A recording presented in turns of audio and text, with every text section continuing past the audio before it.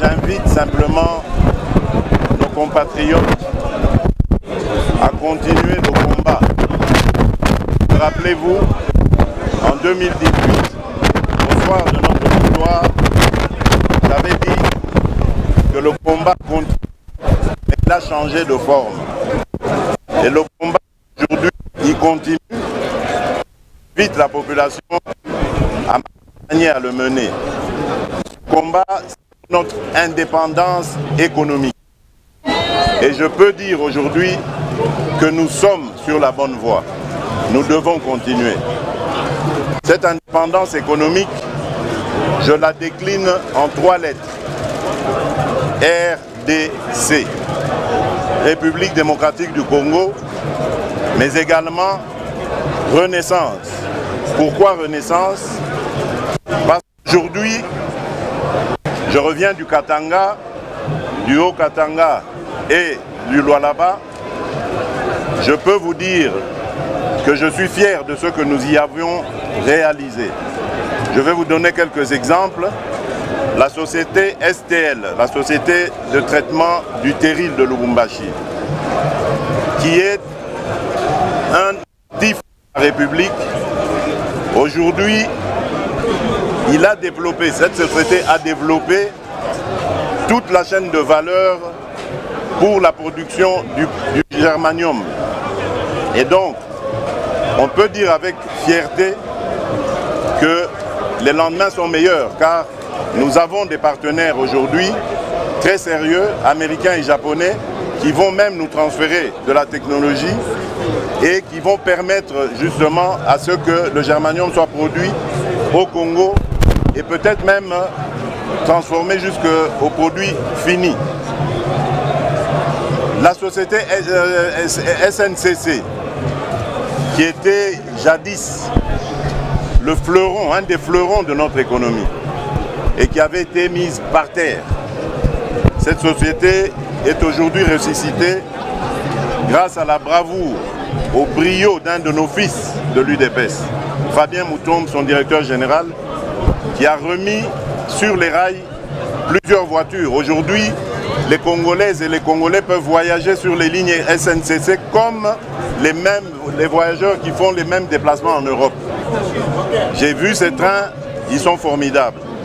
Alors qu'il y a des gens qui veulent postuler comme président de la République, qui ont dirigé cette province et qui n'ont pas été capables de faire reluire cette SNCC. Au contraire, qui l'ont même tué, rappelez-vous.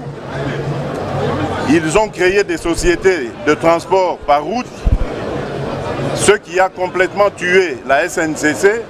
Et aujourd'hui, ils se positionnent comme étant les sauveurs de la République. J'y reviendrai.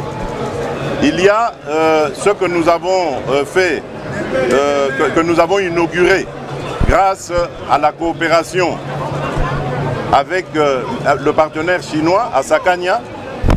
Il y a eu un poste frontière qui a été mis sur pied avec un très très grand parking et un port sec. À Kasumbalesa, nous avons démontré le bien fondé du partenariat public-privé avec la société Trafigo, qui nous a aidé aussi à faire un port sec là-bas, grâce à ce partenariat avec eux. Dans le Lualaba, ça c'était encore magnifique. Les enfants du Congo sont en train de travailler et de reconstruire leur pays. Je voudrais ici illustrer cela par l'exemple avec la société Kamoa, avec qui l'État a une joint venture. Et bien cette société, grâce à ma demande, a aujourd'hui construit une école d'excellence. Et elle est en train de former 39 Congolais qui ont été sélectionnés sur des critères, mais vraiment rigoureux. Et ces jeunes gens, dans quelques années, vont être le fleuron de notre industrie minière. Ce seront des capitaines d'industrie congolais qui vont pouvoir faire des meilleurs et des prodiges dans le domaine des mines. Donc c'est pour vous dire que le Congo est en marche. Le Congo va renaître. C'est pour ça le R de la République, ça signifie la renaissance.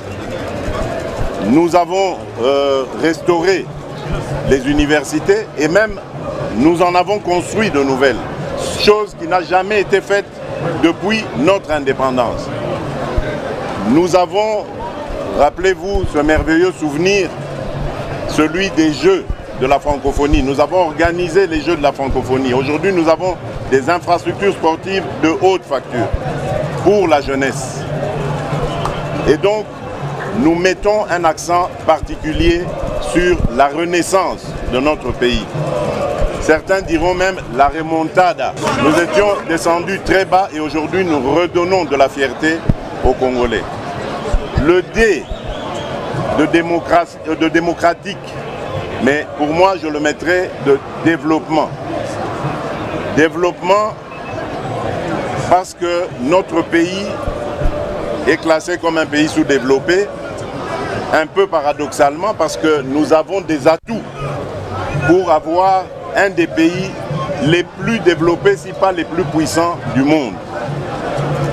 Mais, comme vous le savez, le développement passe par une condition sine qua non, c'est la paix. Et pour avoir la paix, il faut s'en donner les moyens. Surtout pour un pays comme le nôtre, riche en potentialités diverses, qu'elles soient minières, qu'elles soient agricoles ou autres, même humaines. Donc nous avons beaucoup d'envieux. Et pour nous protéger contre ces envieux, il fallait monter en puissance nos forces de défense et de sécurité. C'est ce qui est en train d'être fait aujourd'hui. Nous sommes fiers de dire haut et fort que la République aujourd'hui est défendue. Nous avons encore en formation à peu près 40 000 jeunes qui avaient répondu à mon appel, souvenez-vous, à défendre la patrie, qui sont presque en fin de formation. Et ceux-là reviendront aussi pour renforcer les capacités de notre armée. Mais évidemment, le développement se fait par les individus. Et moi, j'ai placé mon espoir, mon action sur l'homme congolais, comme vous le savez. L'homme avec grand H, c'est-à-dire les hommes et les femmes du Congo, avec un accent particulier d'ailleurs sur les femmes et les jeunes. Voilà pourquoi nous avons rendu l'accès à l'éducation gratuite au niveau fondamental pour tout le monde. Si les Congolais me renouvellent leur confiance, nous monterons au niveau secondaire. Parce que nous voulons d'une jeunesse qui est préparée aux enjeux de demain, les enjeux auxquels devra faire face notre pays. Nous avons promu les droits de la femme. Nous l'accompagnons dans tous les combats, au point où mes pairs africains ont fini par me donner ce titre symbolique de champion de la masculinité positive. Le développement, c'est aussi la santé. Et là aussi, nous avons une politique de couverture santé universelle qui consiste à faire à ce que tous les Congolais, de quelque condition sociale qu'ils soient, aient accès aux soins de santé et les meilleurs qu'il puisse y avoir dans notre pays. Et aujourd'hui, nous avons commencé par la catégorie la plus vulnérable, c'est la catégorie mère-enfant, en rendant les accouchements gratuits. Mais pas seulement les accouchements, même les consultations prénatales et postnatales. Parce qu'au cours de ces consultations, on fait aussi du planning familial pour doser les naissances et accompagner les mères. C'est donc devenu une réalité qui va s'étendre à tous les autres secteurs de la médecine.